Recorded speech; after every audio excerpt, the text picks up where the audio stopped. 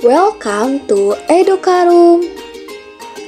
Ayo berpetualang bersama Edukarum. Organisasi struktural sel prokariotik dan eukariotik.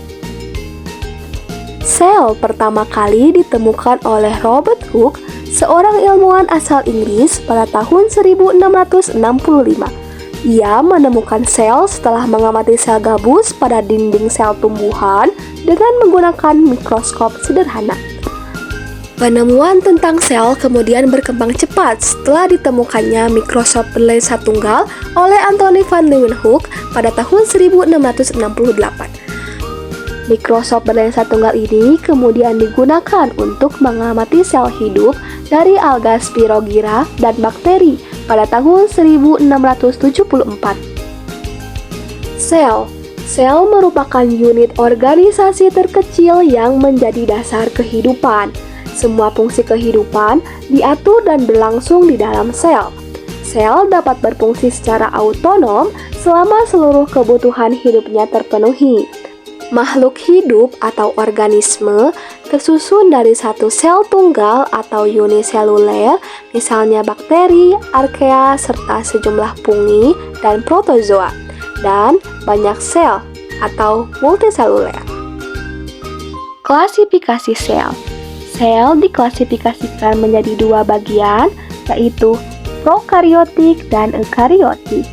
Bakteri dan archaea termasuk ke dalam prokariotik. Sel prokariotik.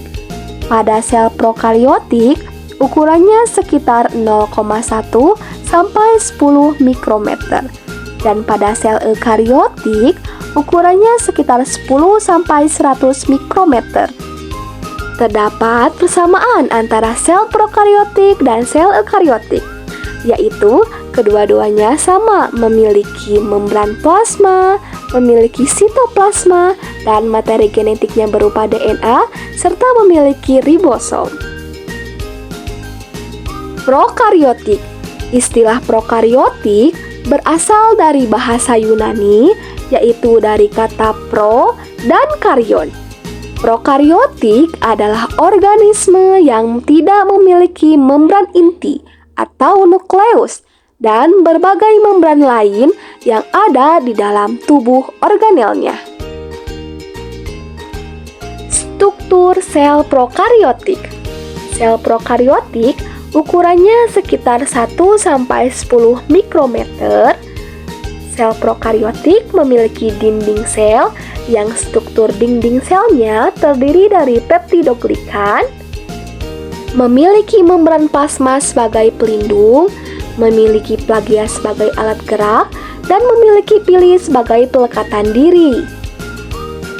Pada bagian dalam sel prokariotik disebut sitoplasma. Sel prokariotik tidak memiliki nukleus sejati. Pada sel prokariotik, materi genetiknya adalah DNA yang terkonsentrasi pada suatu daerah yang disebut nukleotid. Tetapi tidak ada membran yang memisahkan daerah ini dari bagian sel lainnya. Sel prokariotik juga memiliki ribosom. Ribosom adalah bagian yang sangat kecil yang berfungsi sebagai sintesis protein. Struktur sel prokariotik juga terdapat materi genetik yang terbagi menjadi dua unit besar, yaitu DNA dan RNA. Pada DNA tersusun atas gula deoksiribosa, basa nitrogen, dan fosfat. Unit ini merupakan bagian yang membawa informasi genetik atau pewarisan sifat dari suatu organisme. Dan pada genom bakteri terdiri dari kromosom sirkular atau plasmid yang berguna untuk proses replikasi. Selanjutnya eukariotik. Eukariotik merupakan istilah yang berasal dari bahasa Yunani. Eukariotik terdiri dari dua kata, yaitu yang artinya sejati dan karyon yang artinya inti.